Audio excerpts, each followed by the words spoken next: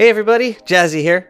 As most of you who watch my Twitch streams know, I've been on a bit of a BEEFALO kick lately, and trying to utilize them with some of the newer boss fights. And ever since this Eye of the Storm update dropped in beta, I've been trying to figure out how I'm going to eventually solo the Celestial Champion as Warley. The biggest obstacle is that you need to keep your sanity bottomed out throughout the fight. For most characters, this won't be a problem since you can just smash Glommergoop or green mushrooms and that will protect you from the lunacy. But Warley, ironically, has a very hard time with lowering his sanity since he can only eat crockpot foods, the majority of which raise your sanity. Even with dishes that lower it, such as Monster Tartare and Fish Cordon Bleu, his repeat dish penalty will eventually make most of these effects completely negligible. So many people suggested Grim Galette, which swaps your health and sanity values. Problem is, my health would have to be dangerously low in order to bottom out my sanity this way. Lazy Deserters were nice to have around for just spam clicking to reduce lunacy, but I wasn't always able to get away from the fight, and even when I did, it just felt very disengaging, like I was running away to recover, which I don't really like. Now, the Bone Helm is nice because it keeps your sanity at 0 for as long as you wear it. Thing is, if I get hit, then it will lose durability, and it's not an easy piece of equipment to reacquire. Enter the ornery BEEFALO with a war saddle. Speed, damage, and protection. And when I say protection, I don't just mean to your health, but also to your armor. All of the champion's attacks, including its ranged attacks, will hit the BEEFALO, not you. So Warley can safely wear a bone helm during this fight and not have to worry about losing durability. He could also eat spicy Voltcoat jelly, and the damage modifier will transfer to the BEEFALO attacks. It's like the BEEFALO was meant for this fight. So here's my strat for fighting the Celestial Champion with an ornery BEEFALO. Phase 1, it bounces around a lot. Every time it hits the ground, there's a chance that it will change direction. Just make sure you're strafing sideways from it during this movement. When it lands, it usually does its little flopping tantrum. Just keep out of range until it finishes. Then start to attack. It will move towards you, but you have time to hit it more. When your attacks stop stun locking it, then it's time to move away.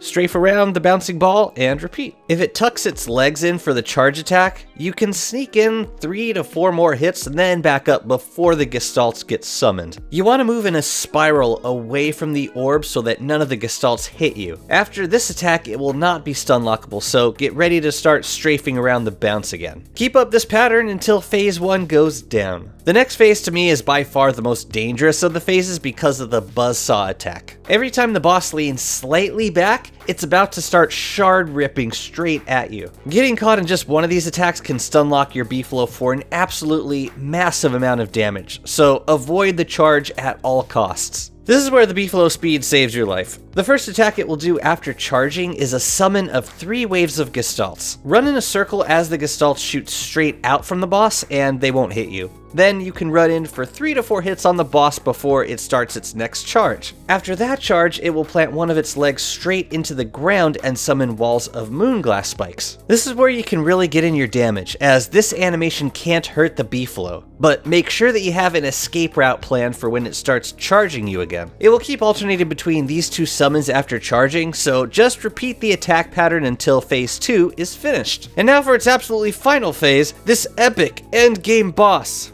will start running away like a frightened child. First thing it will do in this phase is summon a round of enlightening snares. If I wasn't dancing like an idiot, I could have done a bunch of damage here. Now, the first thing you need to know about phase 3 is how to dodge its ranged attacks. If you're close enough to it, then you can just run around it to dodge the attack. Sometimes this is easier than backing off, especially if there are enlightening snares nearby. If you are too far away to make it though, what you want to do is wait almost until the laser is fired, then at the last second move diagonally either towards or away from the boss. So not straight forward or back, but diagonally to the side. Then you can attempt to approach the boss to get some hits in, but stay away from the snares when they're glowing. Sometimes if the boss is camping on a snare, you might have to bait a couple ranged attacks before you can approach the boss. When the boss digs into the ground and you see that ring of blue flames, just run out of the circle to cancel the summon of Gestalts. Then you can come back, bait a ranged attack from the boss, then move back in. Now usually if you stay stay close enough to the boss, it will do its melee attack, which just consists of digging into the ground with a very small area of effect attack. Just back off until the attack finishes. It's not too hard to avoid. The big trick is recognizing when you're close enough to trigger this melee, or when you're too far away and need to prepare for a laser attack. I forgot to mention something. Because this fight is so long, you should be remounting your BEEFALO after every phase. If I wasn't dancing like an idiot between phases, I could have saved myself this embarrassment. Even fully domesticated BEEFALO will buck you after about 13 minutes. So make sure you reset that buck timer before it sacrifices you to the lunar gods. In general, try to keep the boss away from the snares. You can use a weather pane to break a couple of them if they're giving you trouble, but you can also just keep baiting laser attacks until the snares stop glowing and you can move in. Sometimes the boss can move away quickly from you and place snares between the two of you. Just be ready to back off and dodge a laser attack if you're not close enough to bait a melee attack. The nice thing about this phase is that the boss won't chase after you, so if at any point you need to back off and heal your BEEFALO, you can do it safely once you get out of the arena. And be sure to heal up your BEEFALO if you start to see red at the bottom of your screen. This is a long fight. Don't be surprised if it takes you 2 to 3 days. But you'll have an eternal full moon during the fight, so you don't have to worry about darkness at night. Even still, you should bring a light source because after the fight, you're gonna get a full day of lights out. But I hope this gave you one new idea for killing the Celestial Champion when you finally reach it, if you don't feel like using bone armor and Imagoluminescence. BEEFALOs give you so many advantages for this fight, but for Warley, the main benefit seems to be the ability to wear a bone helm without losing durability. I also could have eaten spicy goat jelly to make the fight faster, but I wanted to show that you can use this strategy as any character. It just takes a little longer. Hope you enjoyed the video. I'll put a link in the description for the full fight. And let me know in the comments how you've been fighting the new boss. What do you think about its drops? And what other kind of drops would you like to see from this fight? Thanks for watching, and see you next time.